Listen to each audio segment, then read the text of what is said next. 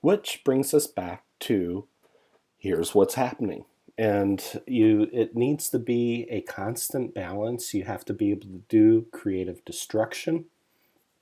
We talk about that in the transformation deck quite extensively. We won't talk about it as much here. In combination with operational excellence, Nokia had operational excellence. Good grief. They could make 462 million handsets a year. Okay, that's operational excellence. But they had put themselves in a position of being reactive. Even though they had in their hands the literal seeds for the creative destruction that would have kept Nokia in the position of being the world leader for cell phones. Instead, Nokia cell phone division ended up in the dustbin of history. And that's because they failed in being preactive, and even worse, in being anticipatory.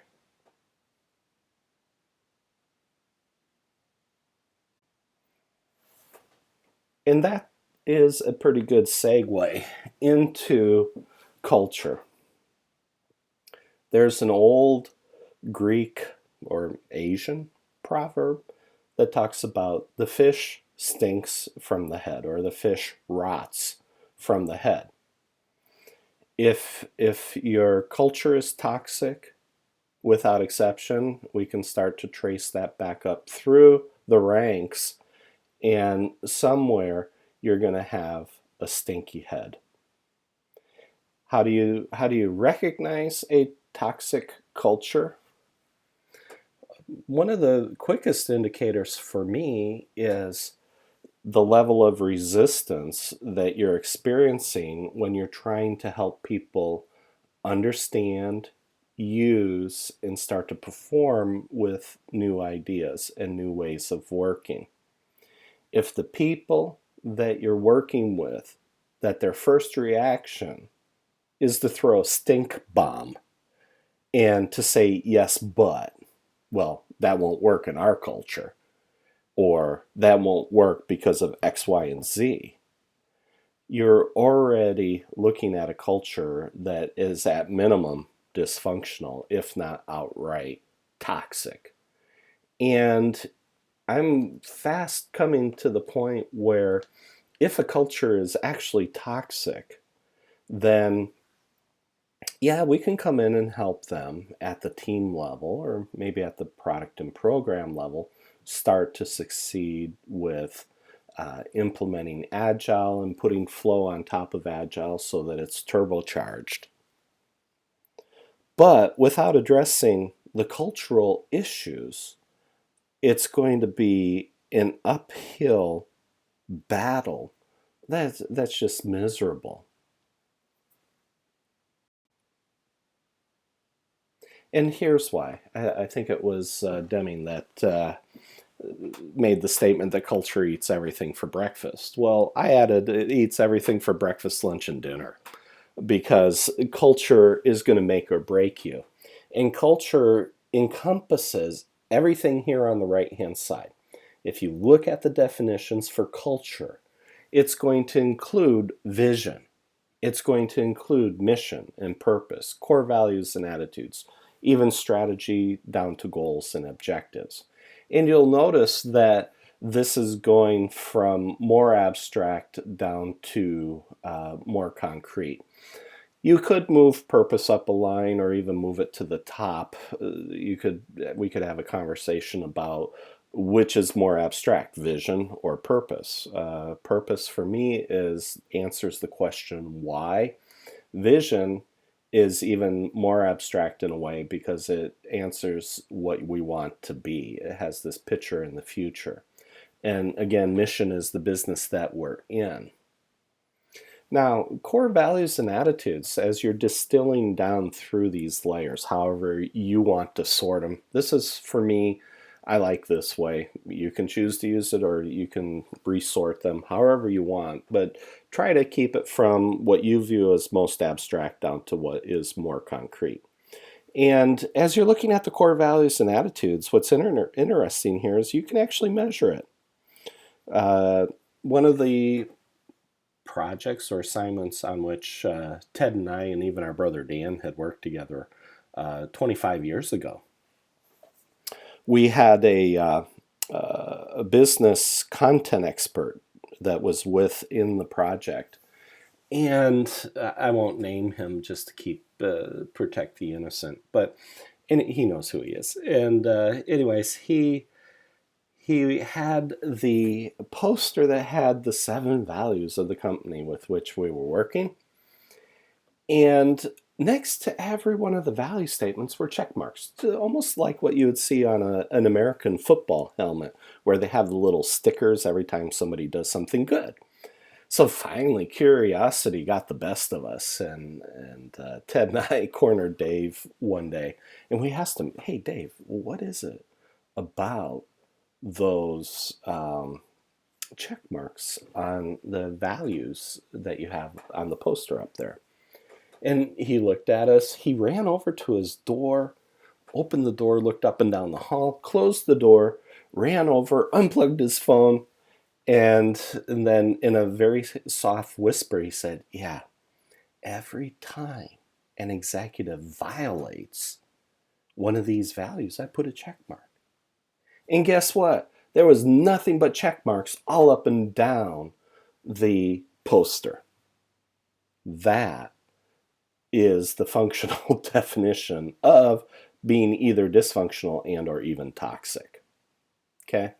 And so in one sense, the culture is impacted by the leadership. It's not enough for the leadership in every one of these areas. They can't just talk the talk. They have to walk the talk. And if they don't walk the talk, people can see through that quickly. As you're moving down this list and you get the strategies, you're going to distill the tactics that you're going to use, whether it's marketing or finance or whatever, sales and so on. You're going to have strategies for all those areas in order to be able to get your products to the market to help fulfill the vision mission of the company. And ultimately, as you get down to the lowest one here with goals and objectives, those you can actually start to measure. And so just like core values and strategies can be measured, goals and objectives are even more concrete and a little bit easier to measure than, let's say, a vision or a mission statement. Again, vision is the ability to think about, plan future with imagination or wisdom. And I grabbed these definitions from various dictionaries. I view vision as what you want to be in the future. Mission, an important assignment given to a person or group of people, typically involving travel abroad. For me, it's the business you're in. Purpose, the reason for which something is done or created or for which something exists. Again, this is the why, okay? The why for your vision. The values and attitudes are the principles or standards of behavior, one's judgment of what is important in life. And here again, are you actually walking the talk or just talking the talk? The strategies are a plan of action or policy designed to achieve a major or overall aim. Okay, your roadmap for getting to where you want to be. And then goals and objectives, a lot of people talk about SMART, specific, measurable, achievable, realistic, and time-bound. And for me, it's concrete, measurable increments of prioritized, valuable work. Okay, so I have a slightly different view than the traditional SMART view for writing goals and objectives. Again, we probably can't hammer this enough. A clear vision for the change isn't enough. It's not enough to even just walk the talk versus talking the talk. Dr. Cotter has shared in his writings that the vision for change is typically undercommunicated by a factor of 10, which means you need to be communicating your vision at minimum 10 times more than you think that you need to do. Another thing about change management and cultural change that nobody likes to talk about is that it is a long journey. It's going to take you 5 to 7 years. Okay. And if we're talking about transformations, it might take 2.5 to 5 years. But if you're talking changing the culture in a large organization, it's probably a 7-year cycle. And it must include not just the buy-in from the board and the C-level on down, but active personal change for those executives and leaders. When I was at one of the companies, we trained everybody. In fact, in the interviews, I made it a condition of my employment that I would not accept the employment unless the CEO, the CTO, the COO, the director of business, the director of new product development, all the C-level board members, unless they were trained, including their direct reports all the way on down, I was not going to accept the assignment. And then as part of that, we had to adapt the existing corporate governance to Agile governance, which means, again, we're changing the culture. If you're involved in a startup, I've probably already shared, if not in this deck or in this video. If not here, I've probably more than once shared some of the stories from Spotify about how when they went from 750 people up to 3,500 people, and as they scaled up in a startup, these things still apply. So the key executive roles for governing enterprise agile is you got to have that clear vision and culture. You have to manage the communication and flow at each organizational level. And the executives have to prioritize. And we need to know what your organization's velocity is. Now, I know that velocity can then end up being a proxy variable, but it's a useful one. Okay. We'll get into that a little bit later when we talk about how do you actually do some of the reporting. But it's the trend lines. If you remember what Dr. Burris said in Anticipatory Vision in Flash Foresight, you're measuring both hard trends and soft trends. And the trends don't have to be perfect because they're going to change over time anyways. But as you go over time and you're consistently measuring it, guess what? You get more and more accurate indications for the executives of the trends that are happening on the completion of projects, programs, and portfolios so that they can actually sit there and go, oh, we actually can make some relatively well-informed, intelligent decisions based on imperfect inputs. And that's half of the battle when you're going to go in and govern an organization, whether or not you're using Enterprise Agile or not. The thing I used to always share when I was working both at the program and portfolio level is that on the average, we'll be right. Does that mean that on any particular project we might be way off? Well, yeah, we could be horribly off. We had an instance with this particular customer or client that I'm thinking about, where one of the product owners had completely misjudged how much time to allocate for each person. They somehow mistakenly believed that you could allocate 100%. And so the team came to me they're just wild-eyed, and they said, Andrew, there's no way we're going to be done by April. There's no way. We can't make it. And this is like in January, or maybe it was in March. I don't remember, but it was the deadline was coming up fast. And so I called the product owner and say, hey, can you share your spreadsheet with me? And the minute I saw the spreadsheet on their projections for how much time everybody was going to spend on this particular project, and we had fully dedicated teams, so that wasn't an issue. These team members were fully allocated to a single project, so it was like nirvana. It was just perfect. But when I saw that their estimates were based on 100% and not 82%. I pointed out to the product owner and I said, well, you don't get 100% of a person's time. And they said, well, what do you mean? I said, well, you've got vacations, you got holidays, you got sick days, you've got all these different things that are going to reduce that to probably 82% to start with. And then on top of that, you're assuming you're going to get 100% efficiency out of them. You can't do that either. And so when we corrected the numbers just down to 82%, all of a sudden it looked like, ooh, June or July was when they were actually going to be able to deliver. And the product owners going, I can't go back to the board and tell them we're not going to make the April date.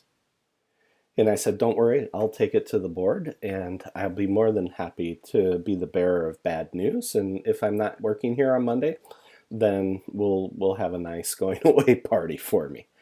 And so I went to the CTO and COO who I was reporting to, and I said, guys, we have a situation here. We have a project that they had the finish date being around April, and it's clear they're not going to be done till the end of June, beginning of July, depending on when people take their vacations. And both of them, their eyes got really big, and they said, well, what are we going to do? We can't go back to the board and tell them we're not going to make it. This is a marketing deadline. I said, guys, we got to go back to the board and tell them we're not going to make it. I said, oh, by the way, I asked them a question. In the old way of doing things, when would have you guys known about something like this, that we weren't going to make the deadline? And they said, oh, well, we wouldn't have known it until the day of or even after we missed the deadline.